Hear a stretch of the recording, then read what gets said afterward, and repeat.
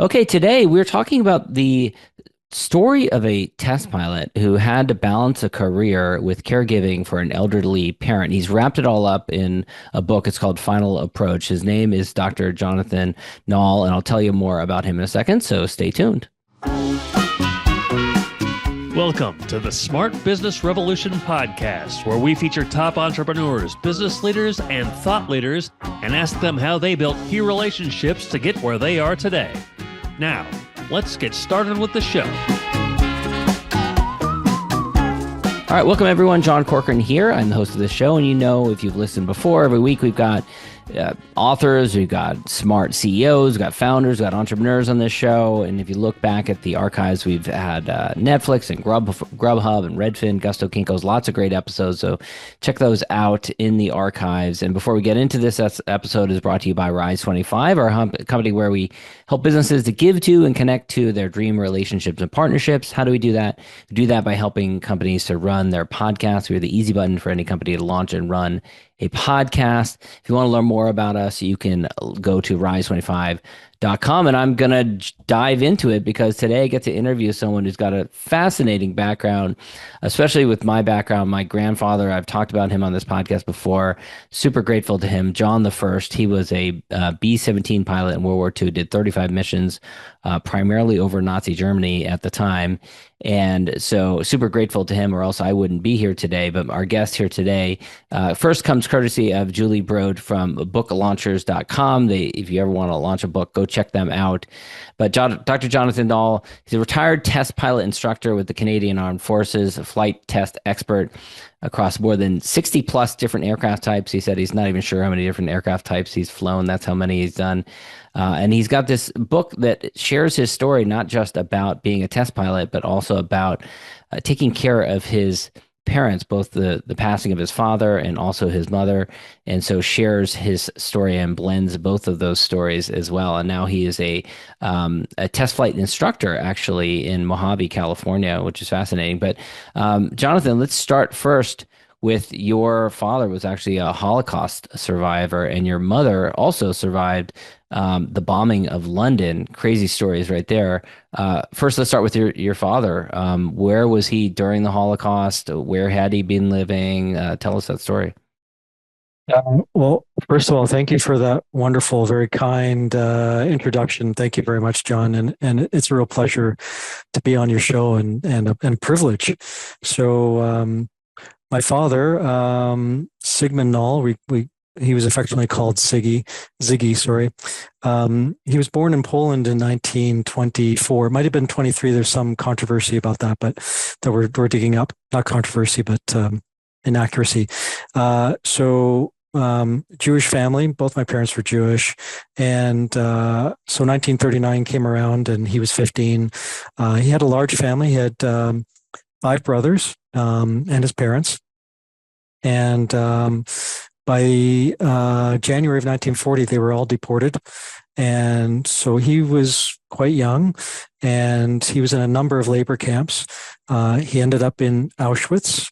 He spent a year in Auschwitz and miraculously, very unusual, survived. He was on the labor side of Auschwitz, and he was transferred of all places to Dachau. And he spent the rest of the war in Dachau, and he somehow survived that too. And he actually escaped from Dachau about the last week of the war, just as the Americans were coming upon the camp. And quite miraculous how he survived, because the Nazis were organizing large death marches to clear the camps, ostensibly to hide the evidence. And I get a little bit choked up about this. He ran out of a death march. Surviving a death march is one thing. Running out of one and surviving is another. And how he did it in the terrible health state he would have been in by then. Yeah. And he survived. He was picked up by a local farmer who did take care of him. And that was also unusual. And he spent a few years still in Germany as a refugee, as what they call at the time a displaced person, and then he immigrated to Toronto in 1949. And that's the the brief story of what he went through. Wow. But to think about, it's equal when you talk to me about your grandfather being a B-17 pilot and being so young in his early 20s and surviving all those missions and commanding people. I think of my father being so young, and he lost his entire family. Nobody survived save a half brother. That he knew that and survived and was able to come to Canada and make a life for himself. It blows my mind. Mind-boggling how people are able to move on and live a life out there, after experiencing those types of, horrors. And I don't remember if I mentioned this to you before, but my business partner, Jeremy, his grandfather is a Holocaust survivor. Also was in concentration camps and somehow made his way over to the United States. We like to think of it as my grandfather and his grandfather were both fighting the same virtuous fight, one from the air, one from the ground. And that here we're united. Not that we're doing anything anywhere close to that, but it unites us for sure. Absolutely. So, and was your grandfather's story ever captured? Did he write a book? Did he ever do interviews on it? Did he talk about it even? My father. Sorry, your father. Yeah, that's okay. My grandpa. Actually, I happen to have, because one of my colleagues asked for it, happened to have it here, and I've recaptured it in my book. So it's just by chance. It's a memoir. It's called Quo Vadis. Wow. So that's my father's memoir, and the large part of it, with my mother's permission that she gave me long before she passed, I reprinted it in my book. So it's there. It's the middle chapter is the largest chapter, and it's literally a cut and paste with permission of the most of that, which is a lot of short stories about what actually happened to him, and they'll make you cry. And then there's a lot of poems that are extremely well done, very dark. And I included the short stories and a couple of the poems in the book. So there is that memoir, and I'm looking at reprinting it and getting a wider audience for it, actually. Yeah, that's wonderful. I mean, at least it's great to hear those stories captured. Because that's the first step towards preventing these types of horrors from happening again. So your father actually, you had to take care of him. Actually, since you mentioned he was 15 at the time, you were 15 when you had to take care of him. And so tell us a little bit about that, what that experience was like. That is the first time I recognized that I was the same age as he was when he was deported. Yeah. So I'm sorry, like I said, I get a little choked up. Sometimes this happens when we have these conversations on these interviews where, it just takes an outsider like me who comes in and hears your story for the first time and then draws a connection that the person I'm interviewing hadn't thought about before. Oh, yeah. And thank you. We're totally good. And in my book, I'm very vulnerable, and I do that on purpose because, look at the business I do. This is not normal in my business to be vulnerable. Of course, I'm not shedding tears in the cockpit. But in general, I really don't mind being vulnerable. So my father got cancer when he was 59. And he lasted about 6 months. So this is 1983, 84 in Toronto. And, this is still relatively early days of, what is available to treat cancer. So he was in a very good hospital in Toronto, but nurses can only provide so much support. Medical science, even in the 80s, was only so far advanced. So as a family, my sister and my mother and I had to give him a lot of support. And I certainly, as being a man, because I had to take care of a lot of personal issues for him, unusual baptism by fire, so to speak, for me as a teenager to see and do that. But I did that, and it was hard to deal with, but I felt good about doing it to care for my father, to try and make things easier for him. So a lot of care provided for him in the hospital. And where the cancer came from, it started as stomach cancer, which was probably related to his malnutrition all those years earlier in the camps, combined with stress and post-traumatic stress disorder, which he suffered from in a terrible way. That was very, very probably the bigger challenge. Tell us a little bit about that. What was that like growing up with your father? Did he experience night terrors? Were there certain times that you can remember when you were a kid where something would trigger him? Mm-hmm. Yeah, I love my father, but he was a monster, not by intent. It wasn't his fault.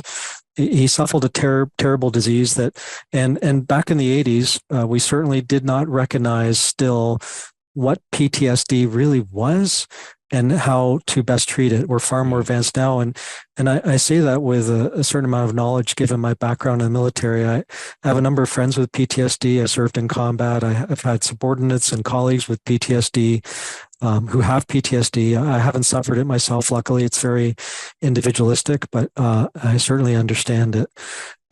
So for me as a kid, it was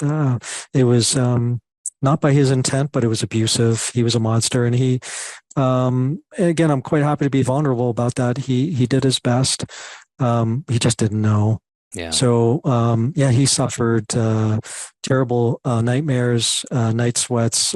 Sleep was awful for him, or his night times were awful for him. Better, I don't think he really slept.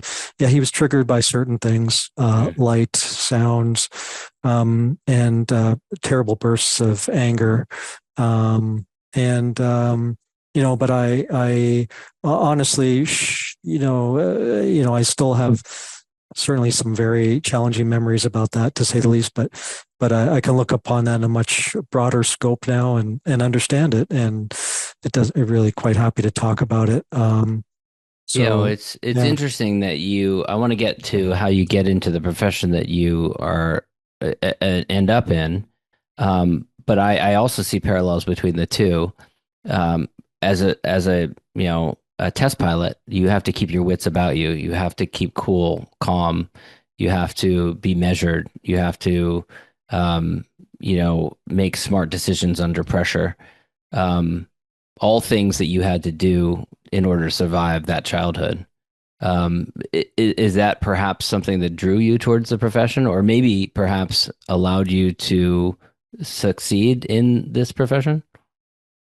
Well, there's a couple of things. I always really badly wanted to be an astronaut from the time I was a little kid. I didn't know that I would be one, and I haven't been one. But I knew that the journey. There's still time. John Glenn was 83 or something when he went to space.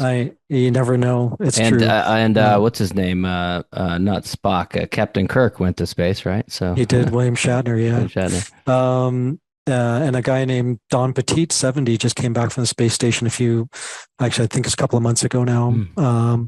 So really a sensational astronaut himself. But anyways, I knew that the journey and what I would pick to do, the things I would need to do to try and be an astronaut would be a phenomenal adventure. And that, it's good if you can realize that you need to enjoy the journey and make the most of it, because you don't know what the destination will be. So it's really important. And I can honestly say I've had that privilege, and I have no regrets, and I'm very thankful for that. So early on, I badly wanted to be a test pilot, be a pilot, be in the military. And the other factor was I very much wanted to serve my country. So again, I get a little choked. They took in my father as a refugee and in Canada, and he was able to live and have a wonderful life and make two wonderful children, me one of them, and my mother, who came over from England later in the 50s, but had survived the bombing in World War II, and she was able to make a life for herself in Canada, and I wanted to give something back to a country who did so much for my parents, and I'm here partly because of Canada. So yeah, I wanted to serve, and I believe in the greater good of the community of the earth, and Canada certainly is involved in doing that. So there was no question about doing that, and I've just had this wonderful adventure and privilege, and I'm still living it, and I'm so lucky. And you So mentioned your sister, who also has been instrumental in helping to care for your parents during their decline. Talk a little bit about her. yeah, my sister's 2 years older, Dr. Felicia Knaul, and she's a full professor here down at UCLA, just down the road from where I am now. Coincidentally, we live an hour apart now. Hmm. And but Felicia's a phenomenal character. She's so intelligent and so outgoing and full of life. And she's a very caring person. So I mean, she equally did a lot of things to take care of our father when he was declining through cancer, and she did quite a bit to take care of our mother too. And we worked together to do that. And so I dedicated the book to her. I Yeah. dedicated it first to her and to our parents, and she's been an inspiration to me and somebody I look up to. And and I've learned a lot from her over the years. And So back to so you're drawn to becoming a test pilot, and you were a test pilot. You also were deployed to Kosovo and Afghanistan. Talk a little bit about those experiences and what sorts of missions you were involved in. I understand you were commanding the first Canadian deployment of helicopters, six Chinook helicopters in Afghanistan. I really had the privilege to do that too. Combat's hard. So yeah, I mean, I'm glad I had that experience. Um, we lost a lot of people on my tours, but um, Kosovo wasn't so much. It was less of a threat. We did lose a soldier during my time there. That was more of peacekeeping following the NATO bombing, and I was there for 6 months, 1999, 2000. And at the time, I was a co-pilot, and I was flying a lot of missions, and really border patrols, counter drug operations, counter arms operations, and a number of things just to do our best to keep the peace. And it was really quite an amazing experience and something I'm really proud of, for sure. And it was about 10 years later that I was asked to command our Chinook team, which was embedded within a larger squadron and embedded within a larger Canadian task force in Kandahar. I was there for 2008, 2009 for about 6 months. I had six Chinooks that I oversaw and about 25 people, air crew, and flew 52 combat missions myself. That was a very high threat environment. And we had our share of getting shot at. We lost 21 soldiers, Canadian soldiers, in our task force during my time there alone, which was really hard. Yeah, I don't know where to begin. Mm. It was a long 6 months that went by super fast. Hmm. Yeah, really a very difficult environment to fly into. Extremely dusty, like talcum powder dust. So Mm. helicopters in really dusty conditions are a challenge. Hmm. But I worked with extremely talented, really good people. And I think the biggest thing about my time in Afghanistan was getting our soldiers off the roads, because without helicopter lift, we were having more casualties because they had to move from A to B along roads, and we suffered a lot of fatalities, a lot of casualties from IED, improvised explosive devices, bombs that were planted by the insurgents. And it was, I can't say for sure that somebody got home and lived and didn't get blown up because they didn't get blown up. But I have confidence in the fact that they weren't on the Yeah. roads, that they didn't get blown up, and they got to go home. And there's no medal, there's no performance evaluation, there's nothing that can compare to looking back in the helicopter and seeing tired soldiers, and that they're going to get them home safe. Right. Talk to me a little bit about what drew you to being a test pilot, and what is the day to day like for being a test pilot? Is it months of preparation? We got this new plane or helicopter that's going to be coming down, study it inside and out, and then we're going to be testing it. Tell me a little bit about what it's like. You kind of rounded it off. Yeah, I mean, ultimately, what does a test pilot do? We test unproven platforms. So that might be something that's added to an existing certified aircraft, an engine, a new type of weird flight surface, like a wing that's going that's in a different shape, and so that requires a lot of careful testing because you don't know how it's going to react, how it's going to perform, how it's going to behave. But we really look at the more global picture, is being able to take a full aircraft that's never been, it's a brand new design, never been flown before. And how do you prove that aircraft that it's safe to fly?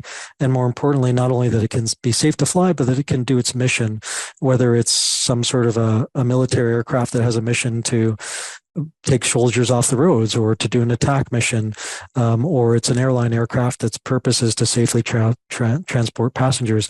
And so, and that's the best example is a new design of an airliner has to be certified, so it can be certified to transport the public. Mm-hmm. And that takes years of many hours of different flights to go through all the steps to look at everything from the engines to the flight surfaces to the systems on board to see that they work as they're supposed to and they meet the standards as outlined in this country by the FAA. Mm-hmm. So being a test pilot, I have a very academic mind and I love flying and I wanted to combine that. So being a test pilot was that natural graduation for me, and it also married up with my intent of being an astronaut. And I knew, again, it would be something that would really inspire, propel me along the way. So for test pilots, and here I am, a test pilot instructor at National Test Pilot School, which is a school I'm very proud to be a part of. And the test pilot school course, as I mentioned to you when we were talking privately, there's only 8 accredited test pilot schools in the world. We're one of them. The course is a year long. So we bring students here for a year. They're advanced pilots. It's something that a government or a big company has to invest in a person. Plus the students are here for a year. So they are, they come with their families and their company has to pay for things like lodgings and moving their families. And so it's a very big price tag and they're under a lot of pressure. So it's a very academically heavy experience, a lot of flying in a variety of different aircraft. And so it's fairly stressful on folks. And you have to learn how to manage that stress.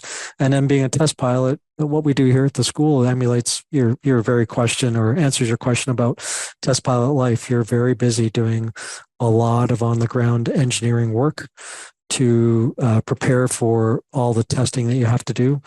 And then a lot of risk assessing too, to assess all the different risks and hazards that might unfold and being prepared for those. Probably, I don't know, for every hour of flight test I do when I'm doing real core flight testing, that's 50 to 75 hours of work on the ground. Wow. In preparation, something like that. And do you trust like the process? Like there's a checklist that you follow that says that, okay, we've gone through that 50, 75 hours and now I'm comfortable getting in that cockpit. Or is there some kind of other test that you apply yourself? Is there a gut instinct? I guess what I'm asking is, how do you get to the point where you're like, okay, this is an unproven aircraft or it has a new flight surface or something like that. And how do I know I'm comfortable getting in this aircraft? Does that make sense? Like, have there ever been times when you're like, well, I've gone through everything. We've done 75 hours of study, but something's not telling me that I'm not ready yet. Yeah, I have a lot of confidence in our process.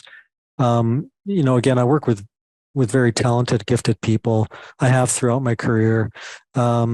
and that 50 to 75 hours is because the devil's in the details, and we're very exhaustive in all the planning that we do. And that planning for every flight test involves a lot of people, and a lot of documentation to go over all the different things we're going to do. And then we intently and intensely analyze the risk for every little thing that we're going to do, and figure out how that risk could play out, how we can mitigate it, what we're going to do if it does play out. And so flight test is a risky business inherently, but I have extreme confidence in all the processes that we use, and they do work. Yeah.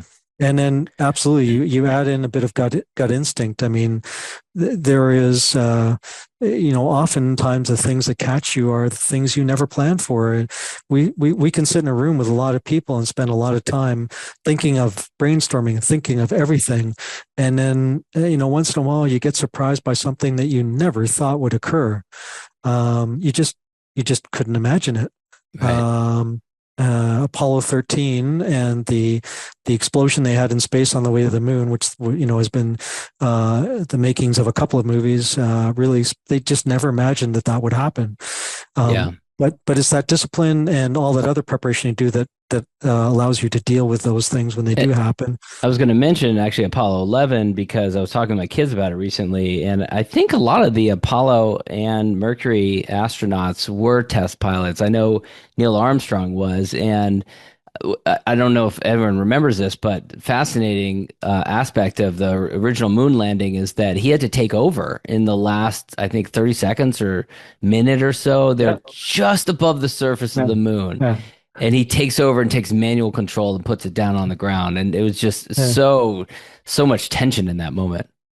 Yeah, you can see the footage of that, along with, because of course they had cameras on board, and so they were filming that landing, and they had all the audio feed, both internal and back to Houston. And so he landed, if I remember correctly, I might have the number slightly wrong, 5% but I think he had fuel or something. Oh, less. He had 1 or 2%. He had Crazy. about 15 seconds. I might be off by a few seconds. He had about 15 seconds of fuel left. Wow. But the 30-second, when he took over, was somewhere around a minute left in the landing process. And that I might be slightly off on. And there was a 30-second warning of that's how much fuel you have left. And he still hadn't landed. Wow. But, and it was because, to your point, I think there were too many rocks in the landing field they'd selected.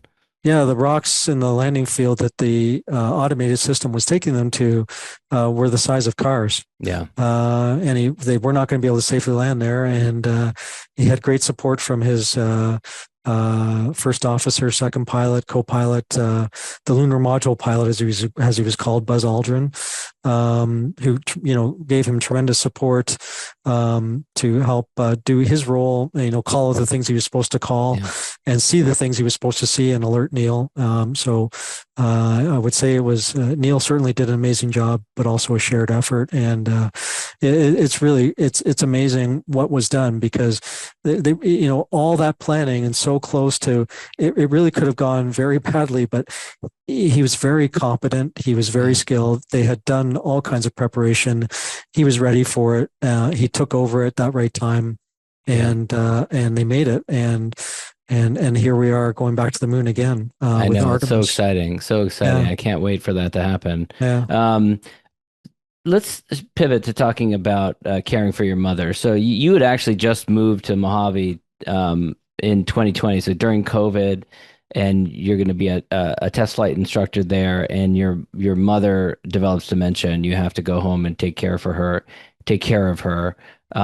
Take us back to that, what that experience was like for you and what it brought up for you. Yeah, I retired from the military in 2019 in Canada after 33 years, and my mother, the last 10 years of her, that previous few years, part of me had been a decline for her, but mostly was in mobility, some internal issues that we were able to manage, and a lot of care from my sister and I, but we were able to do it by having caregivers in place and visiting her very regularly, between the two of us, all manageable. And she was at my retirement party And I felt that, and I was in charge of all her finances and managing the caregivers. And I became the prime person because I was in Canada. My sister was in the States already at the time. Um, and I thought we were okay. My mother had memory loss, but she was still very with it. So in 2020, she was 95, 94, 95.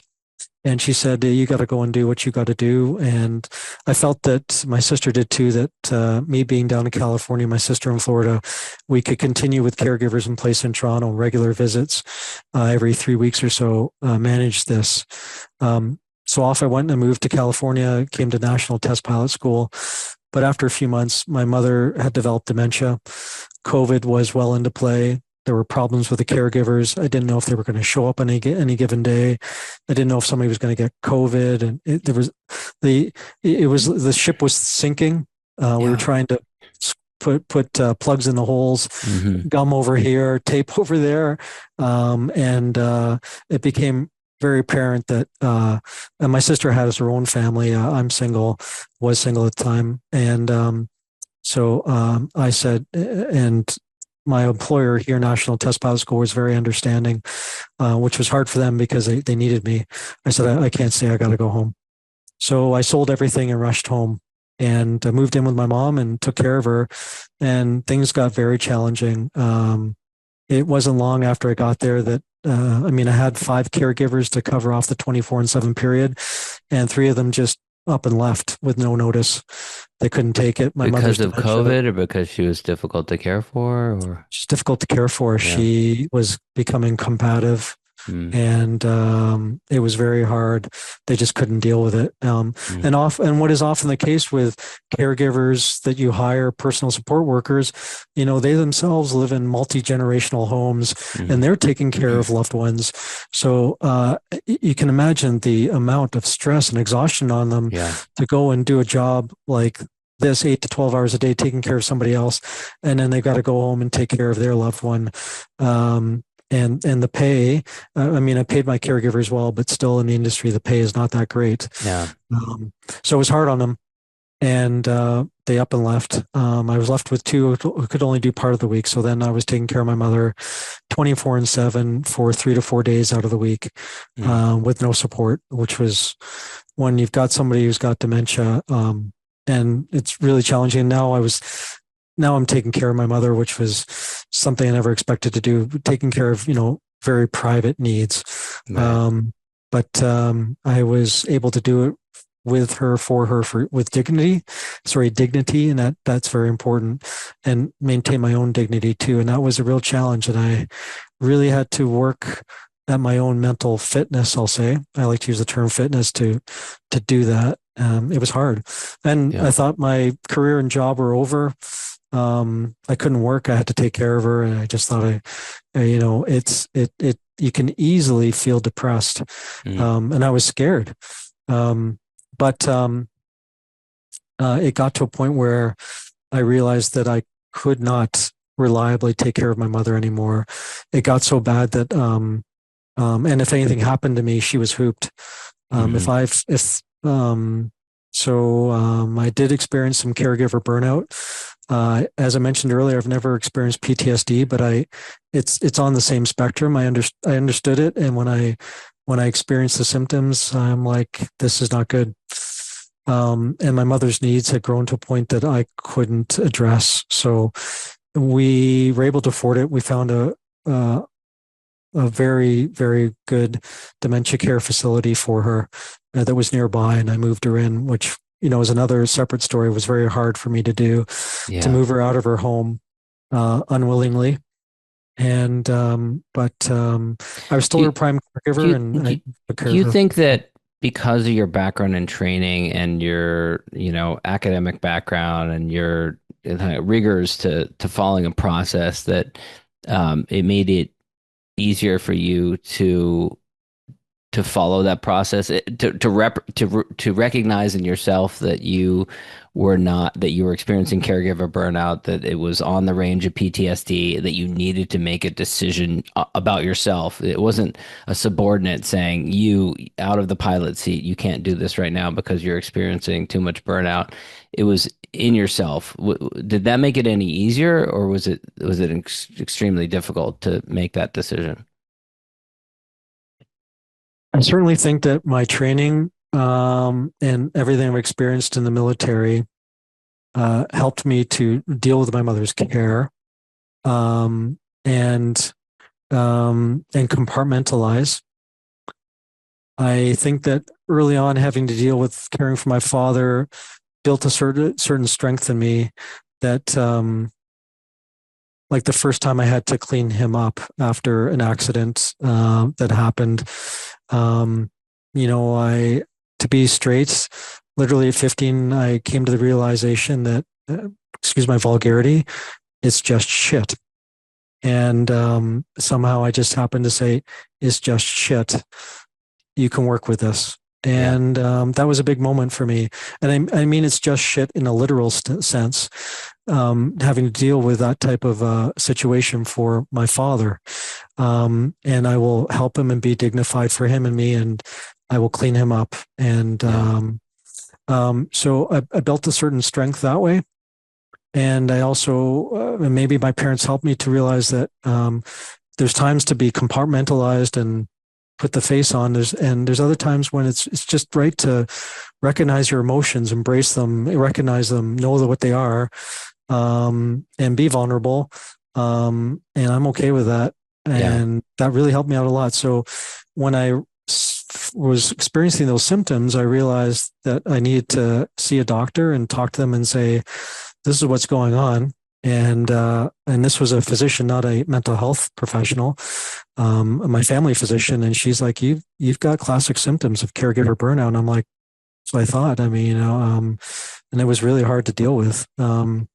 So we found a mechanism to deal with them. And one of them was I had to get my mother into somebody else's care.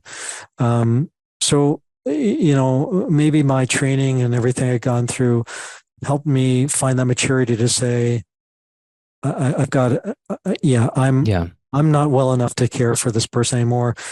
And actually, the simple thing to say is that the analogy is when you get on an airliner and they train you, you put on as an adult your oxygen mask first, right, and then your child's. Yeah, because if you are not healthy, you can't take care of your child. And so that was it right there. I don't know if you feel comfortable answering this question, but I'm going to ask it anyways. My father's a huge aviation nut, grew up as an Air Force brat, was in the Air Force himself. And my grandfather, of course, as we mentioned earlier, was also in the Air Force. So I think a lot about aviation and pilots, even though I'm not a pilot myself.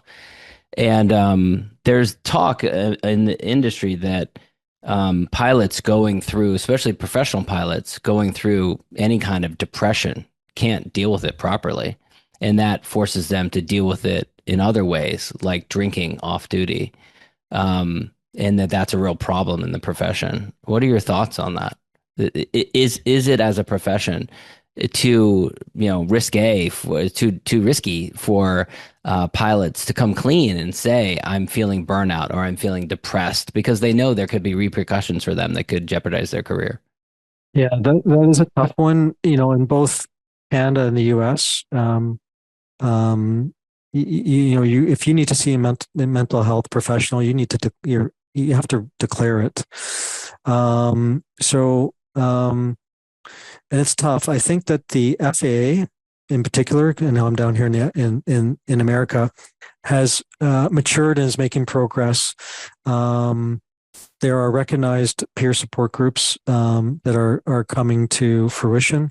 Certainly in the airlines, unions can help. And the FAA has recently started promoting that, please, for pilots, if you are experiencing mental health challenges, go see your physician and get help. It is possible that depending on the nature of the condition you're facing, that you can still fly.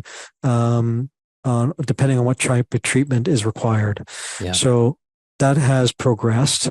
And I'm not saying this right. I recently saw a video made by the current FAA flight surgeon, the chief flight surgeon, who literally promoted this in a very quick YouTube video.